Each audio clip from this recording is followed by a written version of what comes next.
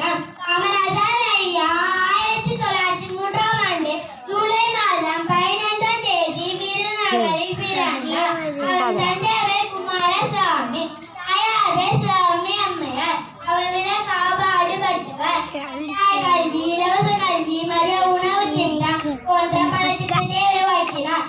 இங்கே ஒளிந்து கொண்டிருக்கும் சின்ன குழந்தைகளை ஓடி வாருங்கள், சிந்தனை செய்வோமா?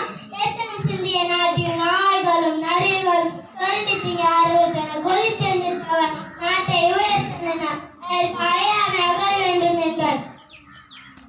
6ஆம் வகுப்பு மட்டுமே படித்திருந்தாலும் கல்வியின் சிறப்பை நன்கு உணர்ந்திருந்த தலைமை பதவி தன்னை தேடி வந்தபோது பல தலைமைகள் உருவாக்கின. அவர் யார்?